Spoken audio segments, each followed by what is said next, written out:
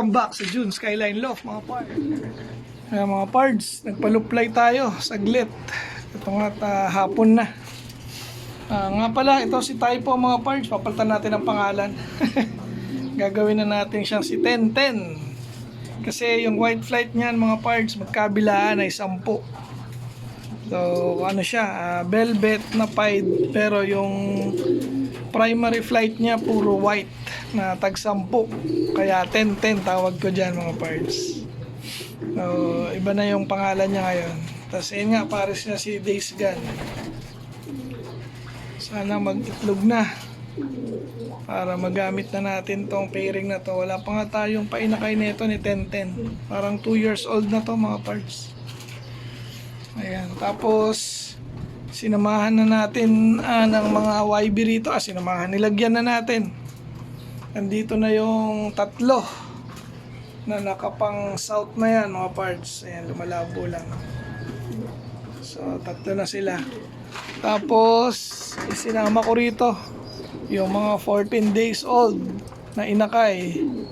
Positive naman kasi nga sinusubuan na itong mga to. Ayan, so nandyan na rin yung pang-OLR natin na tatlo. Yung unang batch, tapos yung second batch susunod natin kasi pang ano lang yan, pang backup just in case na magka-problema yung tatlong una. So itong second clutch isusuksok na rin natin yun para hindi naman ganong katagal. Kaya lumabas. Tapos ito 311 mga parts, pag magsubo niyan kahit di niya anak. Ito mga parts, si 1010. Tingnan niyo yung ano niya, yung first 10 na flight niya, puro puti.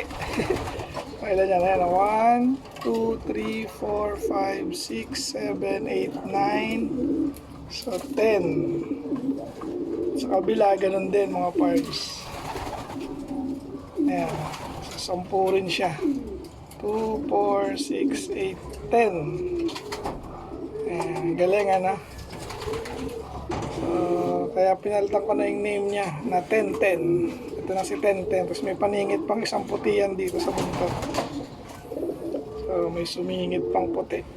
So pied siya na ano ang tawag dito? Velvet.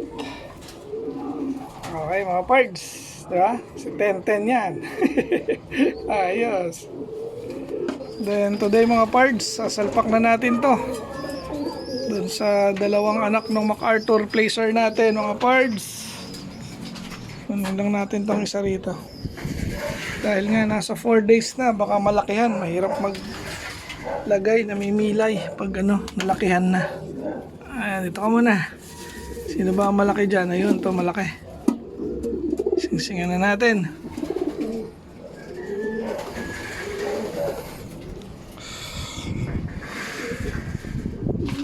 So mukhang kasya na.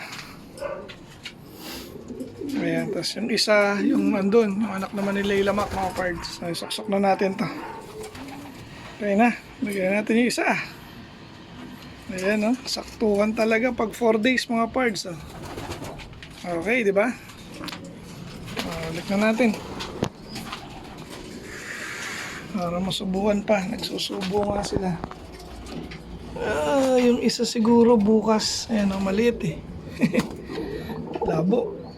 Ayan, tapang. Okay, isa naman kunin natin. Okay, so 2 out of 2. Sabi oh, puro gatas oh. Okay na pards, Dennis. Uy, nakasuksok na yung dalawang MacArthur laban mo. Good luck na lang sa'yo pards. Okay, loading night tonight mga pards ng ating dalawang pang summer, si 75 saka si 66. Karanglan, Nueva Ecija ang bitaw bukas mga pards. So today yung loading nila. Ayan oh, dilim na. Bibigyan lang natin sila ng supplement mga pards. Then karga na yan mamaya. Okay, ayan mga pards, unang una sila.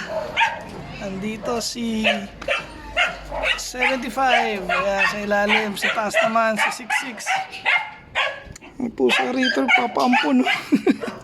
Uy, is ka dyan. Papaampo na pusa.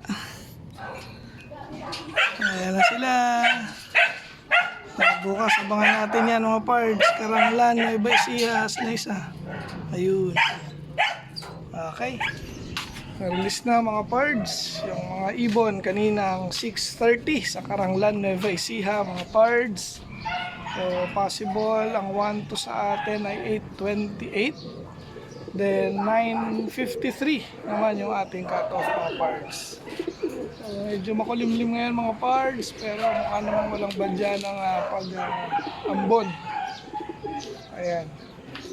Abang-abang tayo maya-maya mga pards. Then time check. Anong oras na ba? 7. Ako, hindi ko makita. So, medyo maaga pa mga pards. Okay. Ito na nga mga pards. Hindi ko na na-videoan kanina dahil may kausap tayo. So, andito na si 75 at saka si 66 mga pards. Ayan. So, dumating sila halos magkasunod lang. Mga 9 AM tayo na kompleto. So, galing yan ng mga pards. Karanglan, Nueva Ecija. Ayan, mukhang pagod pa. Ayaw pa kumain. Nagbigay na tayo ng pagkain dito kaso ayaw pa nila kumain. So, ito yung problema. Pagkasama tong mga to, nangaaway talaga to. Ito si Days Gun, ang kulit. Napakatapang ni Days Gun. So, nagtubig lang yung dalawa. Panigurado, maya-maya pakakain yan mga pards dahil, ayun, napagod.